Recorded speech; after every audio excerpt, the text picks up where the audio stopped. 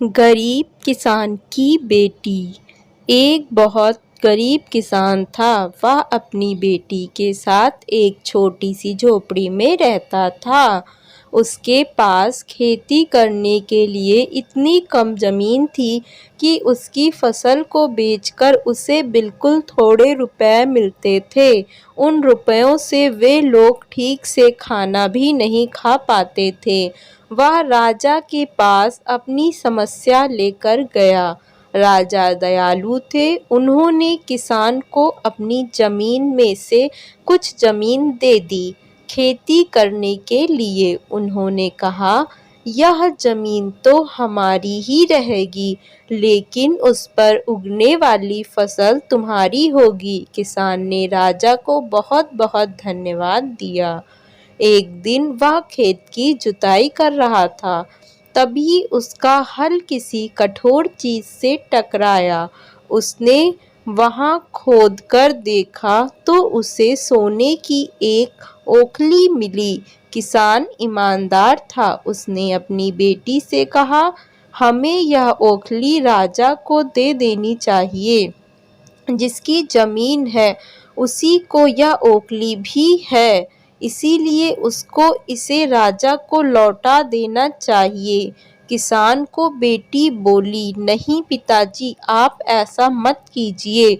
आपको सिर्फ ओखली मिली है। यदि राजा ने आपसे इसकी सोने की मूसल भी मांगी तो आप क्या करेंगे? आप इस ओखली को अपने ही पास रखिए।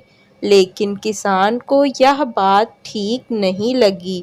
वह बोला, जो चीज़ हमें मिली है मिली ही नहीं, वह मांगने का राजा को कोई अधिकार नहीं है। वह राजा के पास ओखली लेकर पहुंचा, लेकिन दरबार में ठीक वैसा ही हुआ जैसा कि किसान की बेटी ने सोचा था। राजा ने सोचा कि किसान ने लालचवश मूसल अपने पास रख ली है। किसान बेचारा सोने की मूसल कहाँ से लाकर देता। नतीजा यह हुआ कि किसान को जेल में डाल दिया गया। जेल में ना उसे ढंग से खाना मिलता था, ना पानी। किसान को ऐसी गलती की सजा दी गई थी जो उसने की ही नहीं थी। वह खाए पिए बिना निढाल हो गया। लेटे लेटे वह रोता रहता था और कहता था, बेटी की बात मानी होती, काश मैंने अपनी बेटी की बात मानी होती। एक दिन राजा ने उसे ऐसा कहते हुए सुन लिया।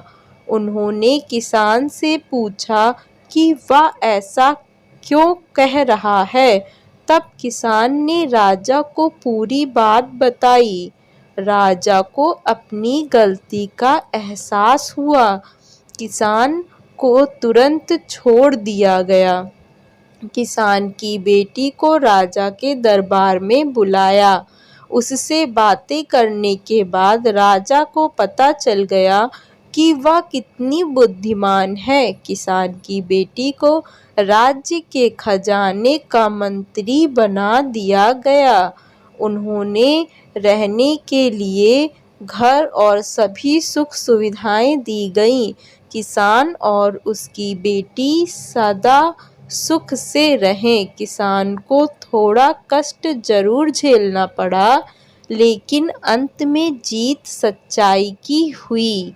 कहानी अच्छी लगी हो तो चैनल को सब्सक्राइब करें, वीडियो को ज़्यादा से ज़्यादा शेयर करें और लाइक करें। कमेंट कर हमें ज़रूर बताएं कि आपको यह कहानी कैसी लगी।